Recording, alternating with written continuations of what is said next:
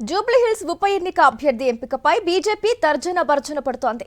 అభ్యర్థి ఎంపికపై ఢిల్లీకి వెళ్తున్నారు బీజేపీ రాష్ట్ర అధ్యక్షుడు రామచంద్రరావు. కాంగ్రెస్ నేత బంతు రామ్మోహన్ పేరును ఎంపీ అరవింద్ ప్రతిపాదించారు. 3 పేర్లతో అధిష్టానానికి రామచంద్రరావు లిస్టు పంపారు. ముఖ్యంగా లంకల దీపక్ రెడ్డి, జుటూరి కీర్తిరెడ్డి మధ్య తీవ్ర పోటీ.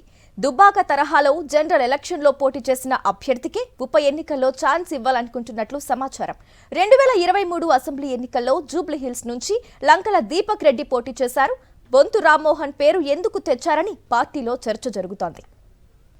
అంశానికి సంబంధించి పూర్తి డీటెయిల్స్ హైదరాబాద్ బీజేపీ ఆఫీస్ నుంచి విక్రమ్ లైవ్ ద్వారా అందిస్తారు మా కరెస్పాండెంట్. విక్రమ్, చెప్పండి.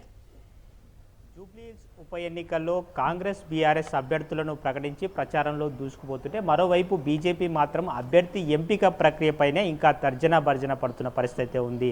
దీనికోసం ఇప్పటికే ఒక త్రిసభ్య కమిటీ వేశారు. అభ్యర్థుల ఎంపికకు సంబంధించి 5 మంది జాబితాతో కూడిన ఒక లిస్ట్ ఇచ్చారు. ఆ లిస్టును బీజేపీ రాష్ట్ర నాయకత్వానికి అందించారు. అందులో షార్ట్ లిస్ట్ చేసి 3 పేర్లను బీజేపీ జాతీయ నాయకత్వానికి ఈరోజు ఢిల్లీకి పంపించడం జరిగింది.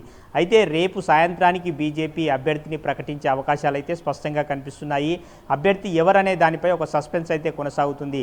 లంకల దీపక్ రెడ్డి గత 2023 అసెంబ్లీ ఎన్నికల్లో జూబ్లీస్ నుంచి పోటీ చేశారు. బీజేపీ తరఫున 25,000 ఓట్లు సంపాదించడం జరిగింది.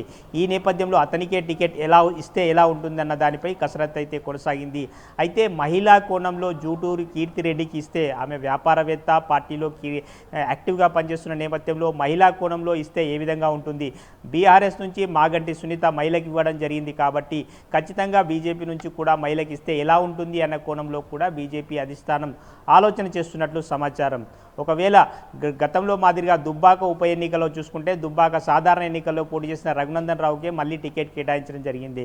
ఖచ్చితంగా అదే తరహాలో అదే ఫార్ములాలో ఖచ్చితంగా జూబ్లీహిల్స్ ఉప ఎన్నికలో కూడా దీపక్ రెడ్డికే టికెట్ కేటాయించే అవకాశాలు ఉన్నాయని చెప్పి బీజేపీ నేతలు అయితే చెప్తున్నారు. ఈ ఎన్నికను సికింద్రాబాద్ పార్లమెంట్ సభ్యుడిగా ఉన్న కేంద్ర మంత్రి కిషన్ రెడ్డి ప్రతిష్టాత్మకంగా మారింది. అదేవిధంగా బీజేపీ రాష్ట్ర అధ్యక్షుడిగా రామచంద్రరావు ఎన్నిక తర్వాత తొలి ఎన్నిక కాబట్టి ఇది ఇద్దరికీ కూడా సవాల్గా మారింది. ఇద్దరు ప్రతిష్టాత్మకంగా తీసుకుంటున్నారు.